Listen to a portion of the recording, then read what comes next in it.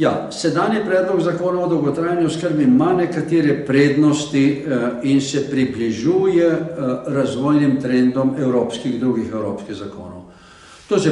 To pomeni budžet, blagajna je dovolj velika, da bo vzdržna, ali bo kaj spremenili. To pomeni, da je krajevni skupnosti odprla vrata za organizacijo dolgotrajne oskrbe na lokalni ravni.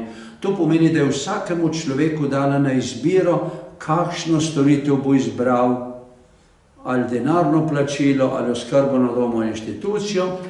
In to pomeni, recimo, četrta stvar, ki je prednost, da je začel povezovati formalno oskrbo, strokovno, inštitucijsko in domačo, neformalno, družinskih oskrbovalcev, prostovoljcev v eno integrirano celoto. To so plusi.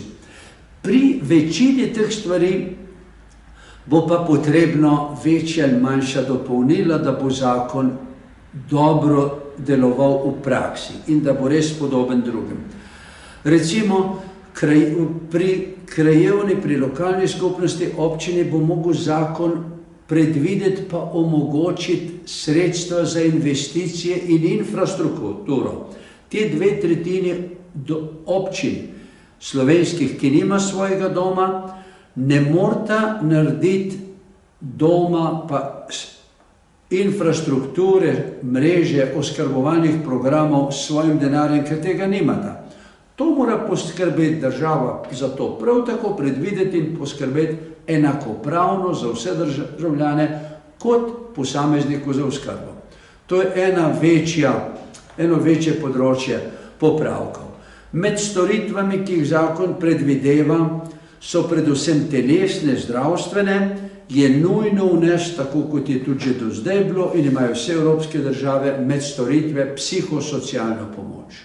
Ta je nujna pri demenci, ta je nujna pri paliativni oskrbi, terminalni, ta je nujna za vsakega človeka. Veste, ker vi lahko telo še toliko dobro poskrbite, če človekova glava, duh, socialni odnosi, te dimenzije niso zadovoljene, bo vedno nezadovoljen. Potem je treba, recimo, za neformalne oskrbovalce, ki je z ene strani vključil jih, ni pa zakon predvidel mehanizmov strokovnih, da bi se to področje res lahko razvijalo.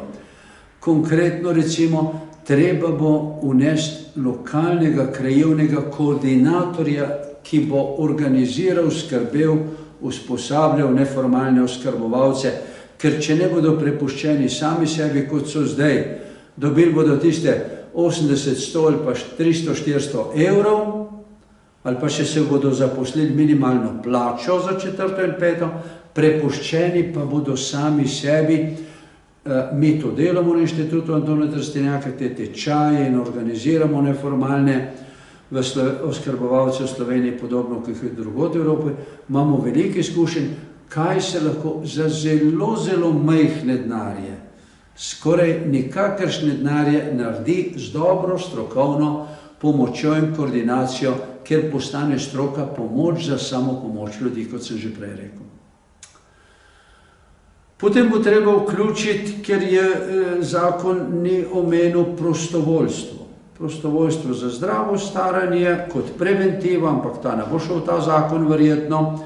V tem zakonu pa oskrbovalne prostovoljce. Usposabljanje prostovoljcev, ki želijo pomagati v inštitucijah ali pa pri oskrbi na domu in da bodo za to usposobljeni, da bodo organizirani, da bodo delali in če delajo več, kot sem prej rekel, za svojo dušo, da bodo tudi nagrajeni.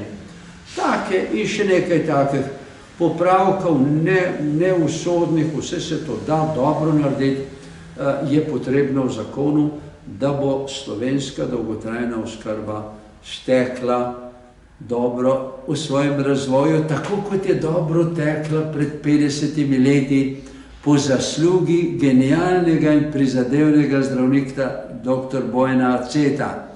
On je takrat pred 50 leti slovensko dolgotrajno oskrbo domove spravil v svetovni vrh. Tudi budžet. takrat smo plačevali, takrat je pokojninska blagajna, ki je imela ogromno denarja, dajala tisti košček, mali 0,5% ali koliko, za gradnjo in obnovo domov. Glejte, še danes živimo od tega, kar je dosegel Aceto v gerontologiji pred 50 leti, ko je pa 84 leta izstopil, se staral, glejte pa, kot da smo ostali v tistem času. Od takrat je pa šel čas za 50 let naprej. Ne samo pri informacijski tehnologiji, pa pri avtomobilih, ampak enako ali pa še bolj pri metodah, pri pomočkih in pri znanju o dolgotrajni oskrbi. In zakon bi lahko in bo moral to doseči, da bomo se priključili na ta razvojni vlak dolgotrajne oskrbe. Vse to nas vse povezuje. Glejte, v Sloveniji kot da nas nič ne povezuje. Vsi so med seboj sprti in vsak samo išče pri drugem, kaj ni prav. Potreba po človeško dostojni, finančno vzdržni in kadrovsko vzdržni dolgotrajni oskrbi nas pa vse povezuje. Če smo prej rekli, da na vsake 10 let povprečno vsak Evropejec pride v situacijo, ko ima nekoga od bližnjih v dolgotrajni oskrbi. Torej, to je naša potreba skupna, ki nas povezuje in to je zadosten razlog, dober razlog, da bomo na tem področju z nekaj pozornosti in volje začeli dohitevati druge. Hvala lepa za pogovor, se prosim lahko še predstavite. Jaz sem Jože Ramoš, po funkciji sem predstojnik Inštituta Antona Trstenjaka, vendar pa to ni poslovna funkcija, to je častna, znanstvena, moralna, tako kot Trstenjak je imel do smrti, strokovna. Tukaj sodelujem pri programih, pa tudi drugače kot profesor. To šolsko leto sem predaval še zmeraj na 5 univerzah, po malem ne zelo, drugače sem pa pokojnec, že nekaj let, star v 74. letu življenja in živim, kolikor moram, zdravo, aktivno, da bom čim pozneje prišel v dolgotrajno oskrbo. Če pa bom prišel, pa zelo razmišljam, pa sam sebe na nek način skušam vzgajati v tem, da bom za oskrbovalce prijeten, hvaležen. Sprejemati oskrbo, pa biti odvisen od pomoči drugih, je za sodobnega človeka, za našo povojno generacijo zelo težko.